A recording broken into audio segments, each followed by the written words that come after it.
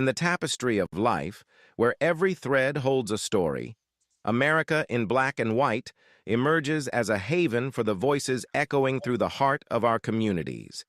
In this podcast, we wade through the rivers of our collective experiences, celebrating the vibrant hues of change brought forth by the whispers of hope and the roars of action. It's more than just a conversation.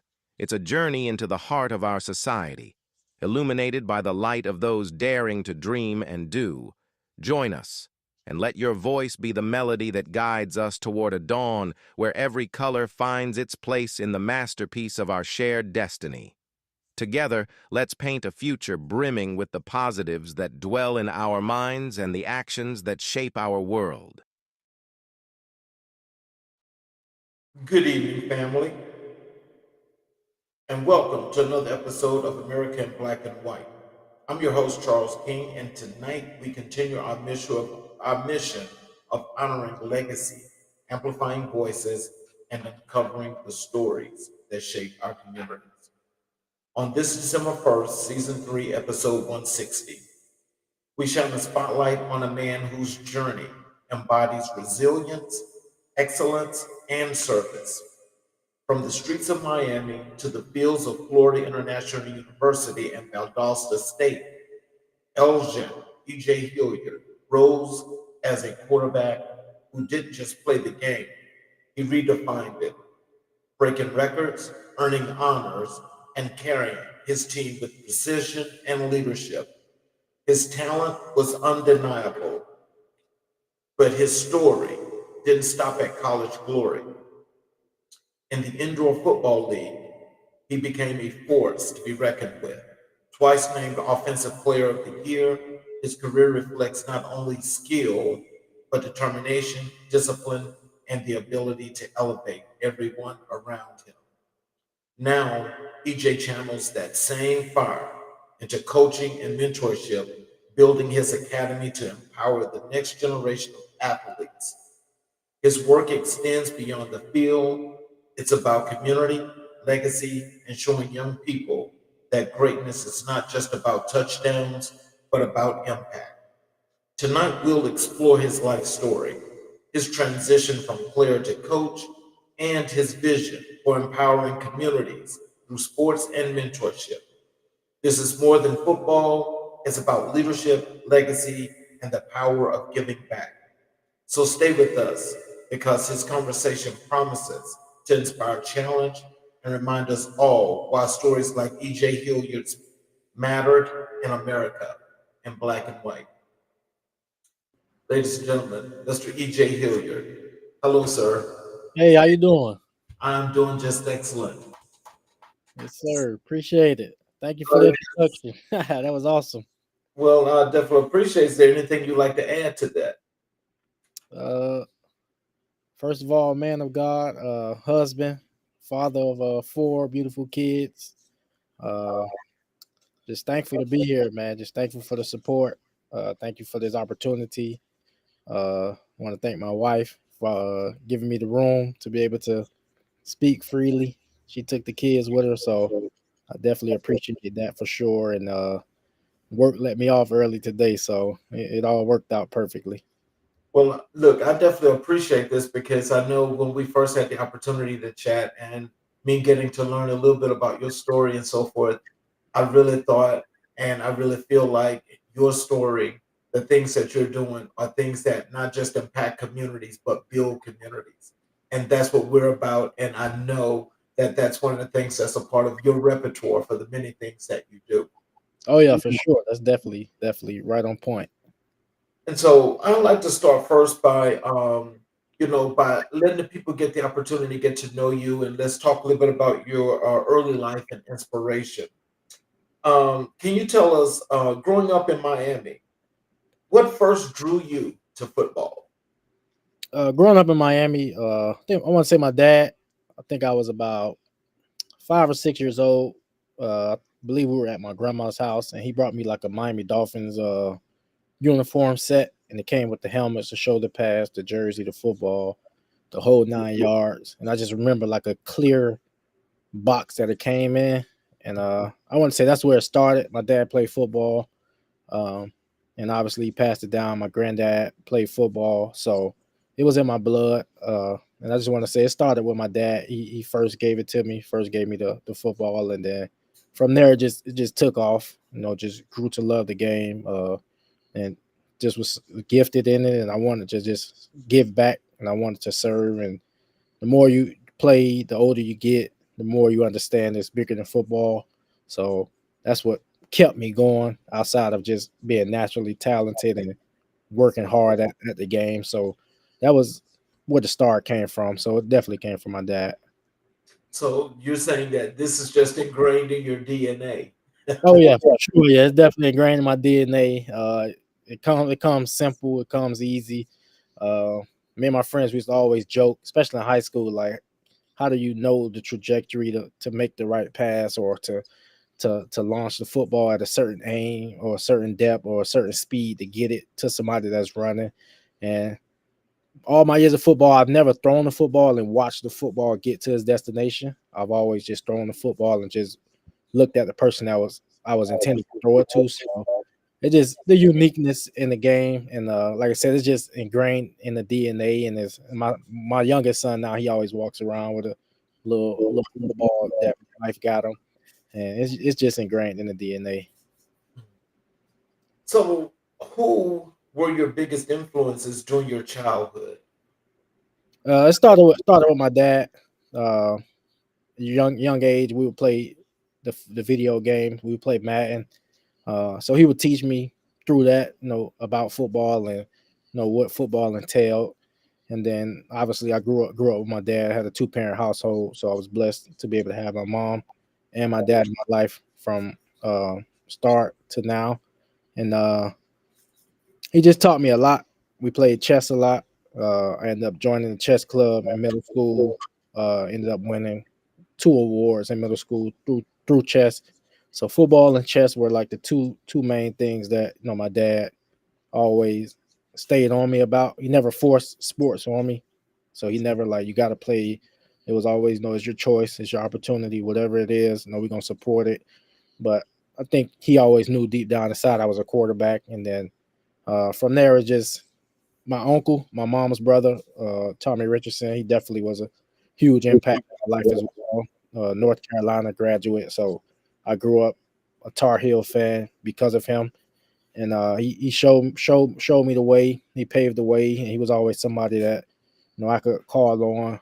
Somebody that my dad would always tell me, call your uncle if you need advice and stuff like that. That he couldn't get through to me, so I would say those two were the main biggest supporters, the biggest role models for a young man like me. So can you tell me, so like just when all of this is just happening here, that's with with the football and how you've actually got into this. Yeah.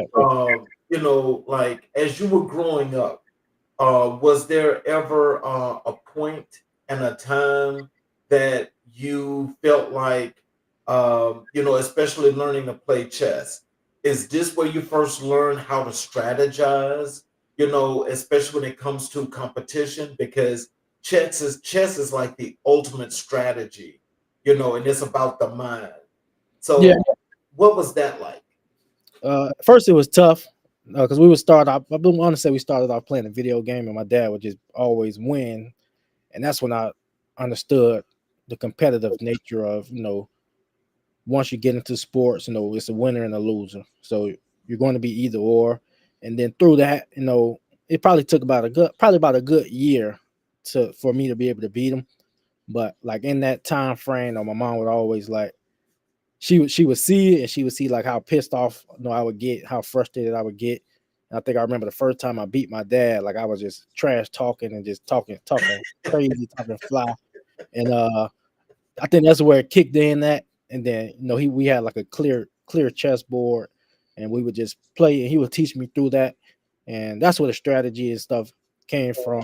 Not moving too fast, um, thinking, trying to be 2-3 steps ahead, and mostly like a game plan, like coming up with a game plan. Obviously, having a move that you want to make, but being able to anticipate, your opponent, being able to think how they think, or be able to see the game from not just your point of view, but your opponent's point of view. And as a quarterback, it goes hand in hand because you're an extension of the coaching staff on the field, but you're also a player. So you have to be cerebral enough to understand what your coach is trying to do, but you got to be savvy enough as a player and as a teammate to be able to articulate that to your guys. You got some guys that just play football that just like, man, I'm rolling out the bed. I just want to get away from what I'm dealing with, and I just hit a play. And then you got some guys that are like, man, this is all I get. Like, what's the main goal? What are we trying to do as a team? And let's get to that. And then you got some guys that are super talented at the game, don't necessarily love it, but they're just super talented to where it's like, man, I'm just doing it because I was blessed to do it. So from that, being able to navigate and strategize and understand the different components of a team and knowing how to go about it, knowing which guys you can, lead a stern way, knowing which guys you got to lead a little passive, and knowing which guys you got to be on them almost like a kid or almost like a parent. So chess definitely started that, and then being able to play with the clock and understanding how much time you got, understanding the time component of it and going against opponents. So because I remember the championship I won in middle school with chess, the guy just ran out of time because he was just thinking too hard. Like he was just overthinking, overanalyzing every move. And once I realized, okay, he's fighting against the time, now I'm no longer really trying to beat him. Now I'm just trying to stall him as long as I can because I know I'm going to win by default because he's just going to run out of time. So it's being able to understand those little nuances. Like sometimes the game is, hey, we're going to run the ball 50 times to win. Hey, we might have to pass it 50 times. Hey, we just need to keep that other guy off the field. How we're going to get this time of possession. So just understanding the different nuances of the game and how to exploit it, so to speak. So, how did your community shape your early ambitions? I shaped it extremely, extremely well. I grew up in Liberty City, Miami, Florida. The Pork and Bean Projects. So I think it was the first integrated African American project in the world, if I'm not mistaken. Um, but it taught you a lot of lessons. It was a lot of poverty, but a lot of people that just were super talented, and then you got to see people that was talented and they just threw it away because they didn't have any hope. Then you got some people that just didn't have the right guidance. Some people that just fell by the wayside, but super talented area. And I'm grateful that the generation I grew up with, we were all kind of like similar. Like some of us had our parents, both parents. Some of us had a good head on our shoulders, and we were able to bounce ideas off of each other. We were able to like feed off of each other, still compete with each other, but still, befriend each other to the point where we were able to keep each other on track outside of our parents. So say seeing things that you shouldn't have seen at a young age and knowing like, man, I don't want this for my life, or I want to get out of this, or I don't want to just wake up to this every day, and understand, what, I gotta keep my attention focused on what it is that I want to do, and seeing guys before you go off to college and knowing it's possible. And these guys are being tangible guys that you could touch, talk to, and it's not just a far-fetched idea, but it's guys that I know, or guys that know my family, and hey man, this is the route, this is what football can do for you, and then going from there. So it definitely shaped me a lot. Well, I'll tell you this. I do remember a few years ago, I saw an actual cable special on Liberty City, and they had the little boys that were playing football. And apparently, that has been a tradition coming from that area where they have these guys that come out to be like outstanding athletes. Oh yeah. And so that means that you came from a good place. Oh, yeah, for sure. Yeah, definitely a gift and a curse. And definitely a good place. Like you said, it's a lot of super talented athletes that are still playing right now to this day that Mhm. come from there. A lot of guys before me that paved the way that came through there. So it's definitely one of the rich areas as far as talent, as far as the game of football specifically is concerned. So, what lessons from your upbringing still guide you today? The first one was patience. Uh, I learned that at an early age, high school.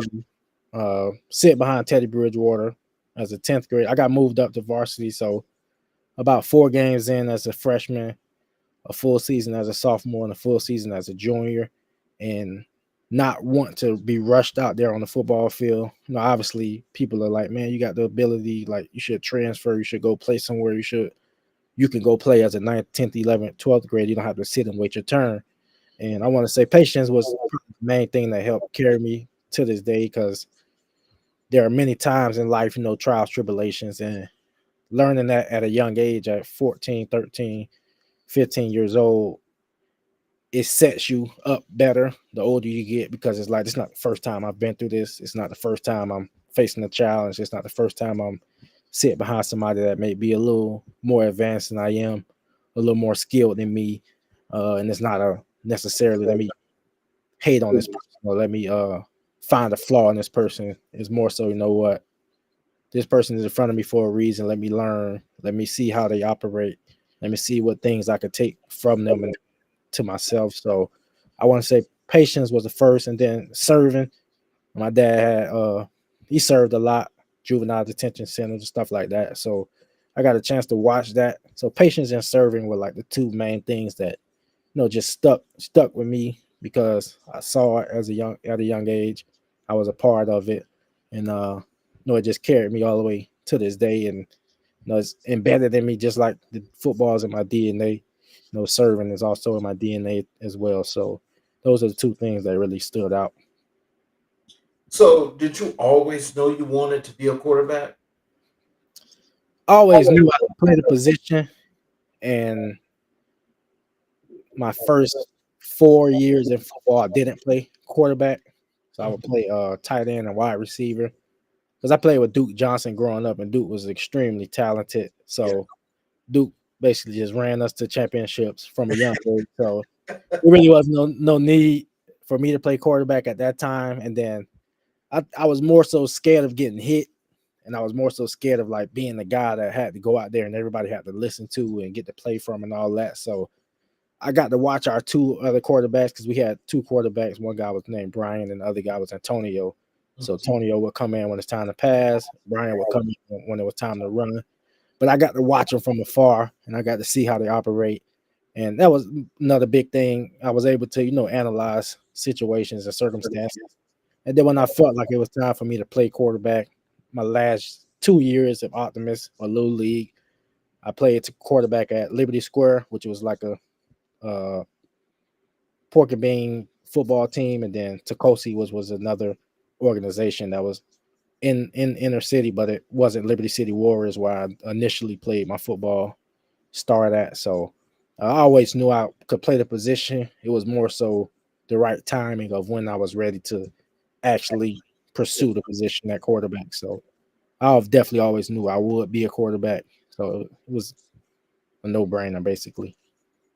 So let's transition and talk a little bit about your high school and college journey. What was your most defining high school football moment? The most defining high school football moment, I want to say, was the first time Teddy ended up getting injured, and we were playing Miami Springs. It was the first start I had I was in the 10th grade, and it was the first time I had to start. And leading up to this, probably about a year and a half before that, my mom would always make me stand in front of the mirror, and she would make me recite my name, recite my grade, what school I go to, what I want to be, and get prepared for interviews and stuff. So fast forward to like a year and a half later, we're playing Miami Springs. It's the first game I get a chance to start, and I went like 15 for 16 with like 5 touchdowns, one incompletion, which was a drop. And right after the game, like two camera guys, two interview came up right in front of me and just put the camera in my face, and then went to asking me questions. And I think that was most defining moment, because leading up into that, I had already prepared for that, not knowing that it would come, and then definitely not knowing that it would happen after a game. Like I said, I played with Bridgewater. I played with 7 other guys that were big time recruits at that time that they will come to talk to. So sophomores and freshmen, we weren't the guys that the media was coming to speak to. But now that the tables had turned, and Teddy was out for I think he was out for like 4 or 5 games, and now it was the next man up. they came, did the interview, and that was my most defining moment, I want to say, because obviously I had led up to that as far as interviewing, but it was like the first time where it was like, oh snap, like it's real. Basically, like you just played an exceptional game. You're on the radar. Now it's time for people to see how you interview, how you talk, and go from there. So I want to say that was my most defining moment. And then we went to Elite 11 that following season, and Orlando, it was Orlando, Florida, and basically was a top 100 quarterbacks in the state or in the nation, and it's basically like an accuracy challenge, or the guys that throw the football the furthest and the most accurate. And it came down to two people, and it was me and a guy named Jeff Driscoll, who played at the University of Florida. And I ended up placing second out of everybody that was there. And that's when I think my first article, like my first newspaper article, and that's when I realized, like, okay, what I'm doing is making noise. And that was also what helped me kind of stay patient, as far as like you got the ability, you got the skill set. There's no need to rush out there. You're still being seen, you're still making noise without even gracing the football field yet. Continue to just sit behind this guy, continue to learn. He's one of the best quarterbacks in the world. And those were my most defining moments for sure in high school. So, how did you prepare yourself mentally for college level competition? It was tough, man. I think the competition itself in Miami was what really prepared me. Going to the games, and the stadiums are super packed. The fans are super passionate. And then going to class, they peers, they're on top of you. You have a bad game, if whatever the case may be, like they're giving you that tough skin. They're giving you that like never get complacent. And then my dad was the same way. Even after that game I had my first start with the one in completion, he brought me back down to reality quick. Like the level of competition, that one throw X, Y, and Z, you could have made these 2, 3 other plays. And that was what brought me back down to reality. That was what got my mind going. Like, all right, never get complacent. It's always something you can improve on and get better at. So that would kind of help mold and help shape me mentality wise. Because from that moment, I always looked at like, how can I be better? How can I get prepared a little bit better? How can I get mentally focused? How can I mentally get situated? And then graduated early from high school. Mhm. Me and Amari Cooper, we both had like virtual school, and virtual school was like just getting started or getting popular. So we would have a lot of like Shakespeare and language art classes, but we would talk of football a lot. And then by the time our senior year came, we were done with school. So in our off time, it was just straight gym, or we're just always just watching football, talking football. So that would kind of help get prepared mentally for the college level. And then I was 17 years old when I graduated and went off to school in January instead of going back to high school. And that's when it was like, oh snap, like it's a different world. You got a syllabus. Ain't nobody tell you what to do. They just tell you a time to be X, Y, and Z, and you got to be there. You got to show up. You got to be accountable. You got to be on top of whatever it is. And all my 3 of my roommates were all seniors, so they were all done with school, just playing football. They weren't trying to take care of no little baby, but they definitely, they definitely took me under their wings, and they definitely helped shape and guide and mold me. But those were that's basically how I got prepared mentally for college. So, at FIU, Mhm. what records or honors meant the most to you? I want to say the first one, which being the first true freshman starting quarterback to suit up and play, that meant the most, because leading up to that, man, Mario Cristobal was my head coach, Okay. and it was like two instances that happened before. One was our first game was against UCF, so we were playing Central Florida, and it's the pregame the day before, the night before the game, going over the plays, and at this time I'm third string quarterback, true freshman. I'm basically red shirting, but nobody ever said it. And I was only like 155 pounds when I got to when I got to college. So I was small. So I'm not on the radar. I'm not playing or anything, but I'm traveling with the team. And the night before the game, my offensive coordinator, Tim Cramsey, he's going through the plays. And instead of calling our starting quarterback, he calls on me to answer a question based off the game plan. So I'm soft spoken at the time, and I'm like, I answered the question, but it wasn't loud enough. And Coach Cristobal just ripped right into me, like made me feel super, super small. And I just remember that night, man. I went to the hotel. I went to like a staircase in the back. They had like probably 100 chairs stacked up, and I just climbed all the way to the back, man. I was back there sobbing and crying. And my high school center was now my college center, and our left guard, Jordan White and Donald Sinat. I don't know how they saw me or heard me, but instead of going through the elevator, they decided to take the stairs. And they got to like the midpoint where they were getting ready to go up the stairs, and they like, you hear that? So they looked around the corner, looked through the chairs, they saw me, they got me right, helped me out mentally, and then he had a meeting with my dad. So all of my coaches, they had a meeting with my dad. He was ready to let me go. He was ready to kick me off the team. And he told me, like, you'll never play for me.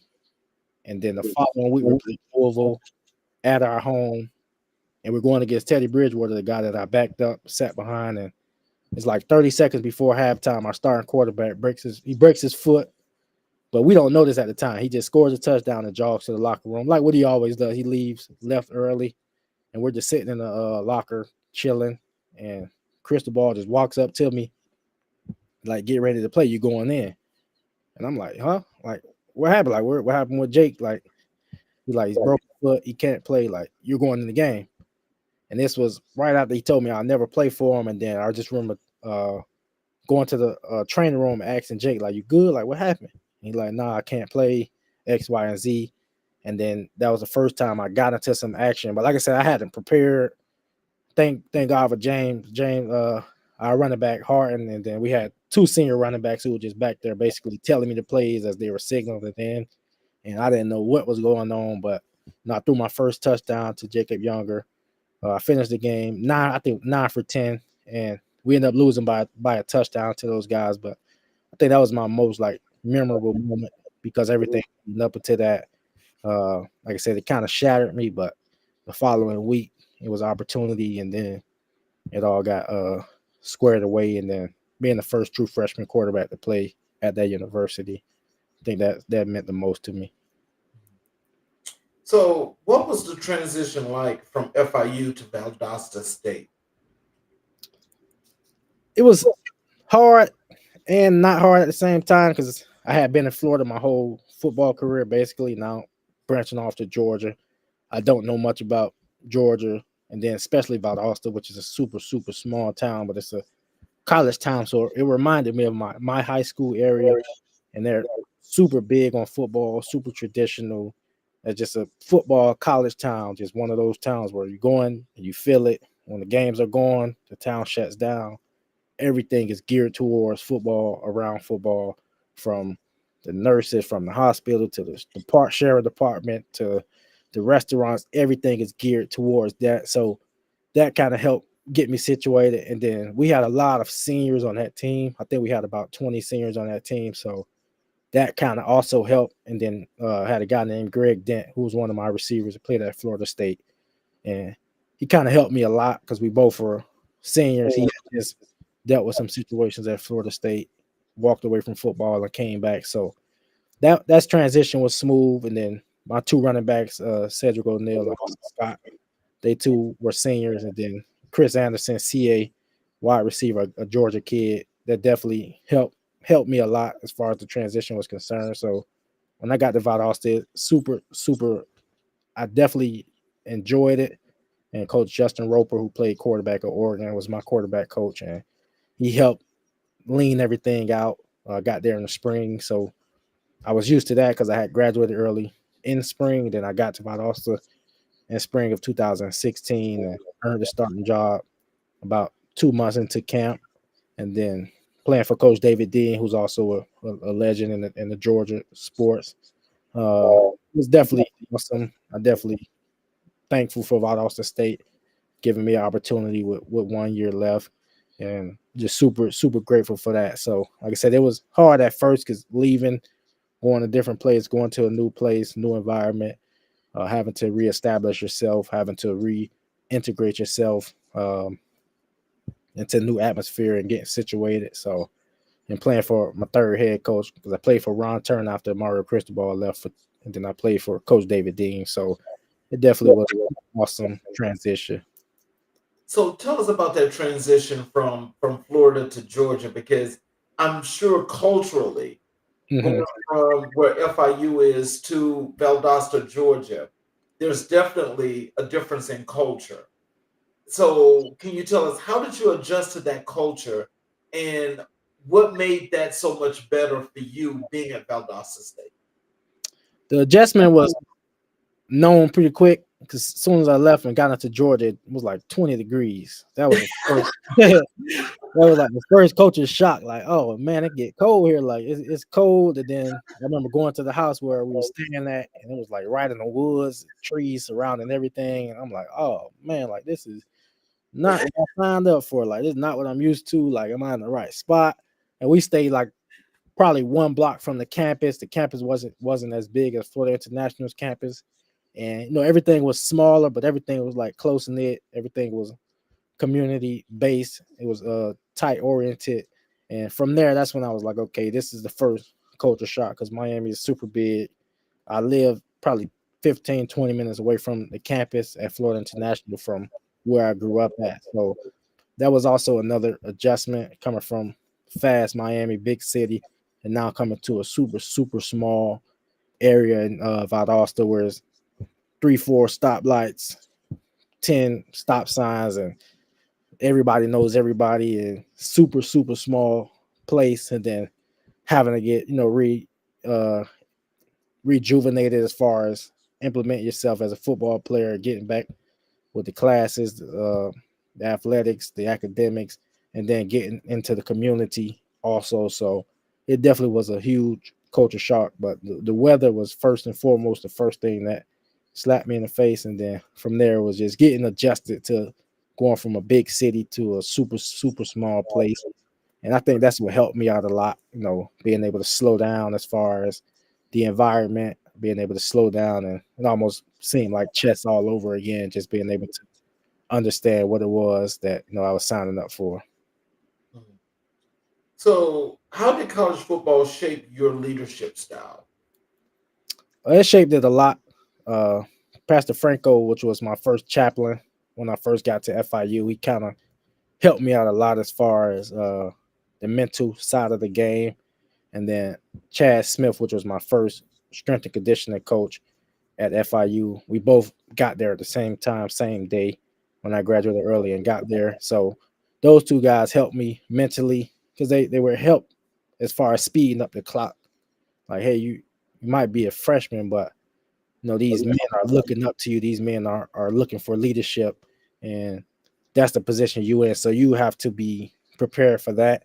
And then, like I said, growing up with my dad, he always subtly did things. Never really came out and said, "Hey, I'm doing this to help with that." But everything he did leading up as far as teachings and the stuff that he taught me helped shape and help get me prepared for that. So once I was in a position, I was able to identify, oh snap, like it's your time now. It's time for you to speak up. You can't just be a man of little words. Like you have to talk. You have to get it out. You have to say what needs to be said, when it needs to be said, and understand the timing and stuff like that. So that definitely helped me as far as the initial approach to college football. And then the older you get, my second coach, Ron Turner, was an older coach. So as far as like understand the player, he wasn't what you would call a player's coach. He was just strictly X's and O's. He was strictly the cerebralness of the game.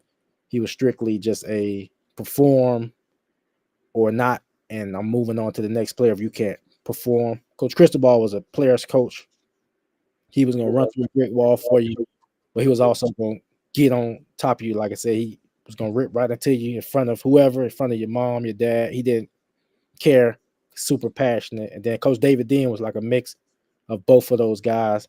So being able to play for different coaches that brought a little different tenacity to the game, some were a little more laid back. They helped me because I was almost like a spitting image of what they were teaching us as far as translating from the office to the field and being able to the guys hear the same message, see the same message, and just being able to put my little stamp on it and be able to speak to the guys however it needed to be. So let's talk about your career in the IFL. Um, what was the biggest challenge stepping into the indoor football league? What was that challenge like? The biggest challenge was the speed of the game, and then the small field. So going from being outdoors, having all the space in the world, being able to take your time as far as the reads and stuff was concerned, and then being able to just let the football rip, not have to be confined to, hey, you got to take a little bit off of it, or you got to anticipate a little sooner. So soon as I got to the IFL, it was immediately like, all right, we got to dial back. We got to understand the game a little sooner, a little quicker, and be able to get the football out a little faster. So the small field definitely was a huge advantage and disadvantage, because I watched Kurt Warner a lot growing up, and I understood that he played in the Arena Football League. So I had already been watching him leading up into that, and before I even thought about going to play indoor football. So I already had an idea of what it was like, but being out there and getting out there in the real fireworks was a big test for me. And the cerebralness of the game, understanding things before they happen, was an advantage that I had. So once I got there, it took me like 4 games to understand it, and then from there, that's when it just clicked for me. So, with you being twice named Offensive Player of the Year, what did those honors mean to you? I think it just stamped everything that I had done leading up to that. So in high school, I had it 1 year basically to start my senior season, and in that season, I was named Miami-Dade County's Player of the Year. So basically, the top player, and we had talent that was far better than I was, as far as Dalvin Cook. I played with Amari Cooper in high school, who was an outstanding wide receiver, and Duke Johnson also was across the street from our high school. So I played with 3 guys that were just head above heels as far as talent, super talented. And then to be named the player of the year kind of helped that. And then once I got to the IFL, uh, going through the different phases in college and getting to the IFL, I was sort of like a late bloomer, like a guy that clicked late, or a guy that they clicked for later, or a guy that was able to get all the mental notes he needed. And then once the opportunity came, it was like, oh, where have you been this whole time, or why haven't this happened in the past, or whatever the case may be. So to get that back to back twice, it just solidified and stamped the hard work leading up to that moment, and then it just stamped my abilities, and just the confidence that I had, because I didn't think about it during the season like, hey, I'm trying to go get this, I'm trying to go do that. But the culmination of everything just adding up towards the end of the year came to that. So definitely was truly thankful to be honored and be named the top offensive guy in the league those 2 years, and just truly was blessed. Well, it sounds like to me, because your humbleness is definitely something to praise, really, because I mean, it sounds like you're being really humble, but I mean, just in true essence, I mean, I can say that those guys had to feel the same about you, because I think, as you say, Mitch, playing that quarterback position and being the leader of men, there had to be something about you in your game Yes. that had to pull these guys in and pull them along and get them on board with you and the way that you did things. So, what was the relationship like with all those guys, including those guys in the IFL? What was that like? It was exceptional. A lot of younger guys, they would be hesitant. Later, I got in my career, they would be hesitant, to come up and ask questions. Uh, but the more I understood the magnitude of, okay, these guys are looking at me like the big dog, or they're looking at me like the cream of the crop. So how do I reinvigorate that? And my mom used to always cook when I was in college, because I wasn't too far at home. So she would cook, bring food over, and then me and the guys would fellowship over that. And then once I got to past college, like at Valdosta, like I said, there was a lot of seniors, so we were all a little close knit. And then once I got to the IFL, Quentin Pedroza was my roommate, so we roomed together, so we had a great relationship. And then from that, guys gravitate towards you. They want to be around you, and they want to just be in your presence. So understanding guys off the field, taking a deeper dive into who the guys were, what led them here, and I think asking the right questions and the guys seeing like how sincere you are, and how enjoyable you are off the field, and just being able to kick it and vibe with you, and like from that, that's how I learned how to challenge the guys. That's how I learned how to lead the guys the right way, and that's how I learned like to make sure the guys were on point. So I walked that fine line of being the big bro, but also being the leader, but also being stern, but also being the guy that they could say, "Hey, man, I'm struggling with this." So once I realized, guys were coming to me with things outside of football, and that they trusted me with more, that's when I understood the magnitude of everything I had done leading up to this point, from middle school all the way to high school, college, and then now, shaped and molded me to be the individual that God called me to be, and just be a leader of men, to be able to be a burden carrier, I would say, so to speak, and a guy that can just take on a lot and still be able to perform what he needs to perform, but still be able to have the empathy to say, "Hey, we're gonna get to that later. We're gonna focus on this right now," or "We're gonna save that for a later time," and being able to help identify where we at in the moment, be where our feet are, and understanding the timing of when this conversation need to be had, or when we need to flip this switch. So I would definitely say that helped a lot, being able to flip that switch on and off. And I know most people don't do it or can't do it, but that was just something I think I was blessed with, to be able to flip that switch. We got a comment here, here in the chat from WP Publishing. Let me just put it on the screen for you. Okay. And it says, excellent experience for gaining life skills beyond football. How have the skills you've learned benefited you beyond football? What has been your top life takeaway and life takeaway you'd like to share with YouTube? Well, Uh, with use. I'm sorry, with you. okay. So the first part was how the skills you learned benefited you beyond football. Like I was telling Mr. King earlier, I want to say the patience and the serving is what the skills that I learned that benefited me beyond football. To understand that it was just, it's bigger than you, even if you are the main focal point, even if you are the person that everybody's looking at. The way you serve others is how everything works together, making everybody feel heard, making everybody feel seen, making everybody know that they have a voice, and that leadership isn't just "I got the final say so," or "the buck stops with me." Is being able to internalize, everything that is going on, and be a problem creator and a problem solver.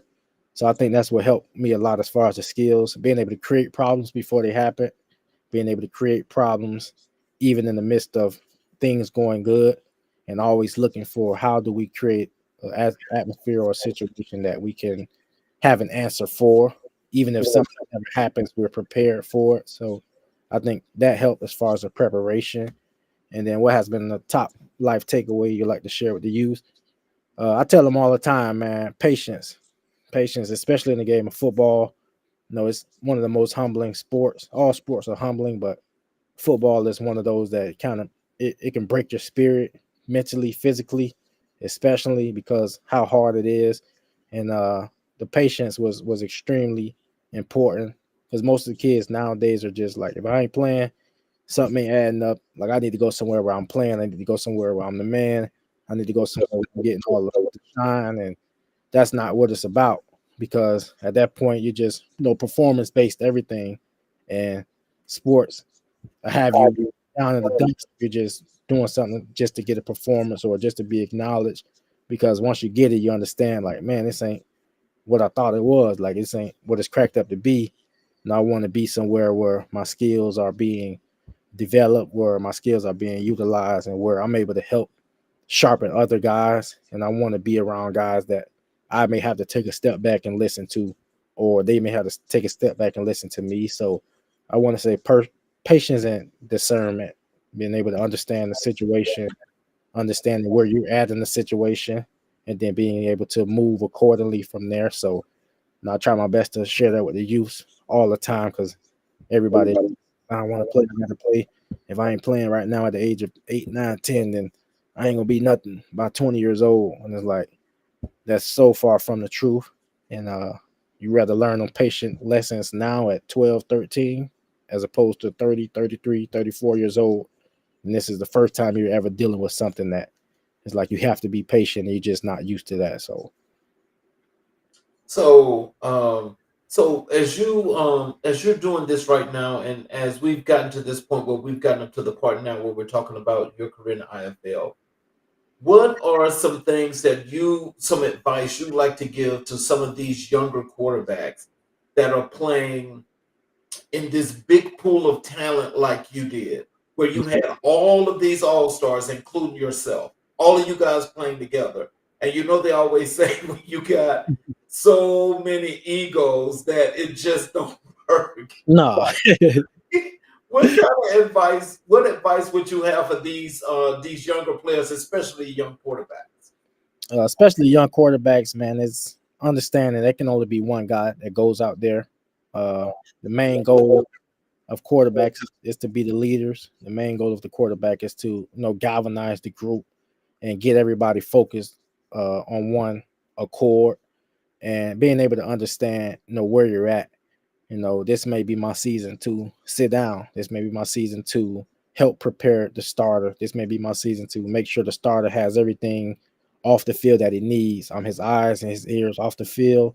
Whatever he missed, I'm able to let him know in the way that he can receive it, and not in the way where he feels like you're threatening his job or you're trying to demean him or you're trying to point out every flaw he has. Many quarterbacks that I played with, they always like, man, every time I finish the rep, like you always telling me good job, or you always telling me this, or you always, helping praise me in a way that I would think you would just be the total opposite. And I'm like, man, I watched it as a kid. I watched it through high school. I watched one of the best players in the world help me get the reps. I watched him say, hey, now you know what?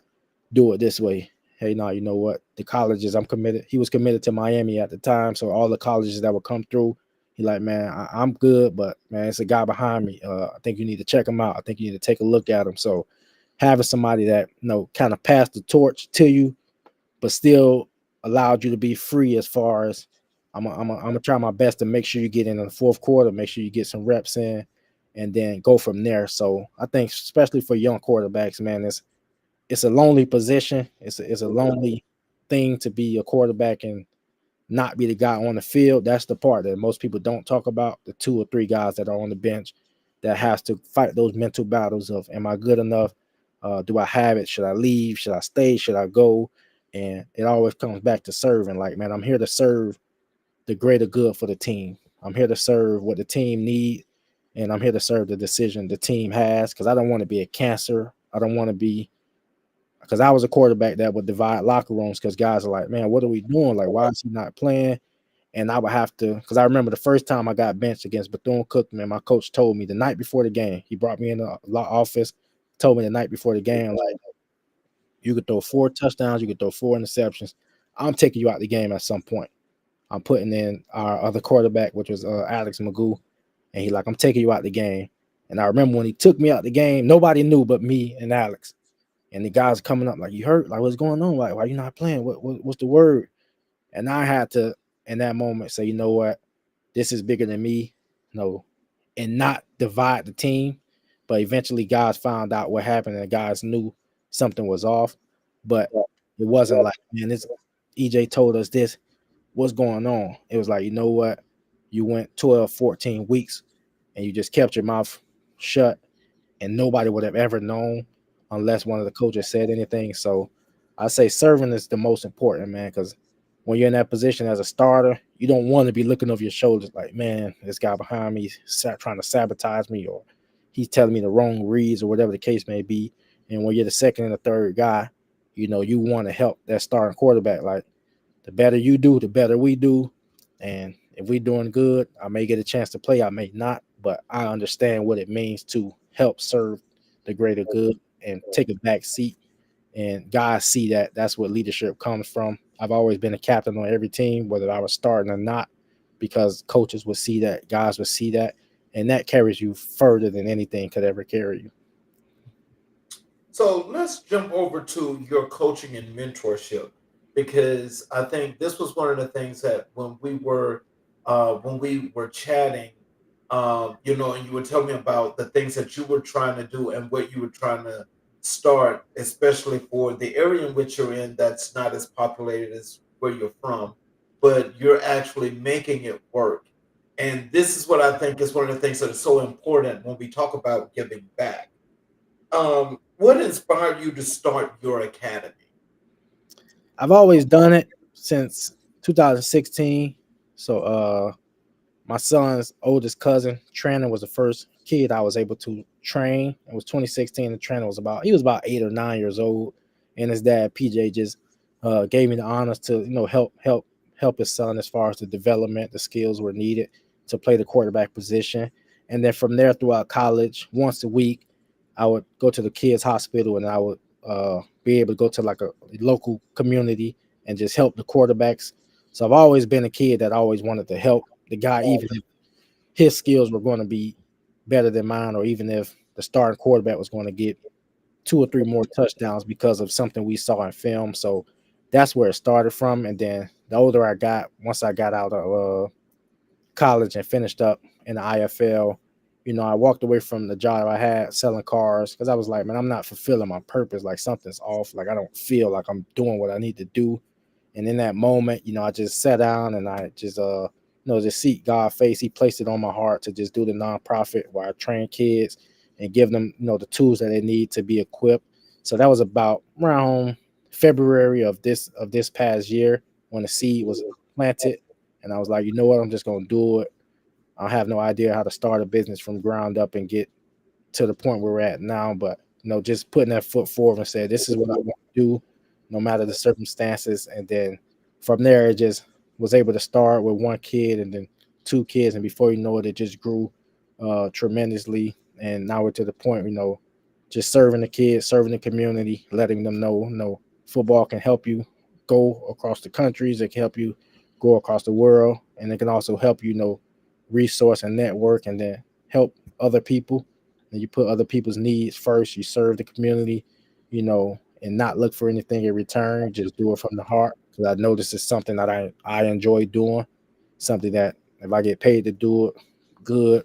I don't think you could pay me enough for my time, but this is just something that I know I need to do and be a part of. So that's where it started from. And then now it's just making sure everything is just right. The foundation is laid the correct way, building the right business partners, building the right, people, the right individuals, and going about it the right way. So it started there, and then next thing you know, we're just in a position where we're still building the foundation, but a lot of people are taking notice, and a lot of people are wanting to see what it is that we're doing and what it is that we're trying to offer, what it is that we're trying to get to the community. And some people understand it, most people don't. And like I said, I always just want to bless the people and serve the people that I'm meant to serve. I ain't trying to serve every quarterback in the world. I just want to serve the kids and the young men that God just allowed me to have leadership and authority over. And I just want to make sure I do it the right way. So I don't want to bite off more than I could chew, but I also want to be prepared for whatever the case may be, because I know that's how it works. You start off saying, man, I just want to do 5 or 6, and next thing you know, it's 55, 60 people knocking at your door. So I just want to make sure everything is being done the right way. So I want to say earlier in this year is when the seed was planted, and then from there, just continuing to water the seed the correct way, continuing to serve and lead the correct way. So, how do you translate your playing experience into your coaching strategies? A lot of it is hands on. A lot of it is speaking and talking, and I'm thankful I'm able to break stuff down super, super quick in real time and be able to give the correct feedback that's needed. And I think that's the most important part of it, because a lot of people can give you drills. A lot of people can go on YouTube and give you the drills that's necessary, that's needed to help further you.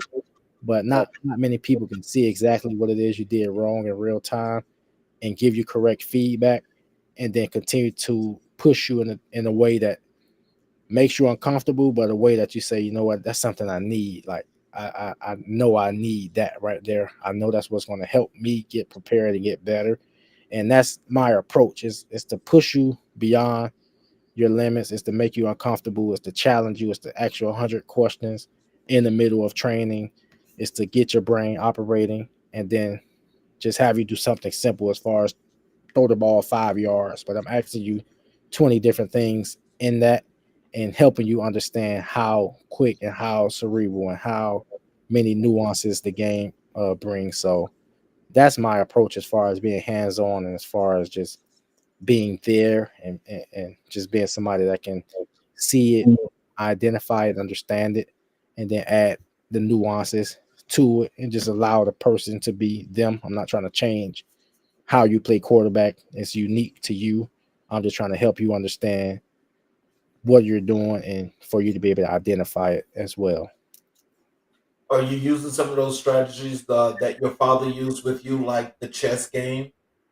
I haven't used those yet. When I worked at a I didn't work at a juvenile detention center, but a guy that trained with in Florida, Vernon Kearney, we would go visit the juvenile detention centers, and we would go inside of there probably once a week for about 2 or 3 months, and we would be able to do that with those guys. And then most of the guys here, like I'm still getting established in the area, but most of the guys understand it. But it's just like walking a fine line of the guys knowing what you're trying to do, but fighting against the time of, hey, I want to go play baseball, I want to go play basketball, or I want to go do something else. And then you get the few kids that's like, man, I want that. Like I need that. Help me with everything that needs to go as far as that. So the chess definitely something that's going to get implemented because it's just the number one strategy game. It's just a game that helps you think. It's a game that just sits you down and make you quiet and make you understand what it is you're trying to get accomplished. And but most of it is just writing it down, making it plain, allowing you to understand how far this game could take you and you know what great things this game could do for you, and then helping you understand your purpose in the game and understanding, you know, you're a leader. This is something that you're going to be doing for another 5, 10, some guys 20 years. So understanding how to navigate all of that. So, what's the most rewarding part of working with young athletes?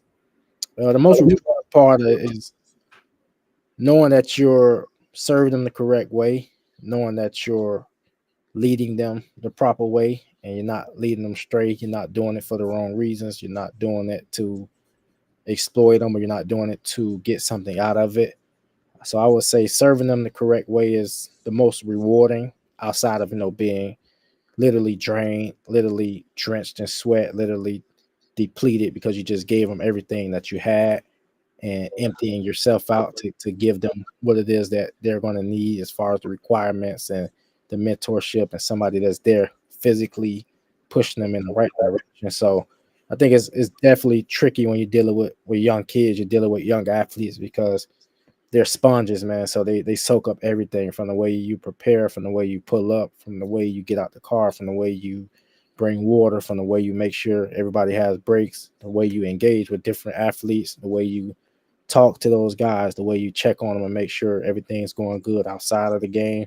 And then you're leaving an impression on them because you're somebody that they look up to, you're somebody that they admire, you're somebody that they spending their quality time with.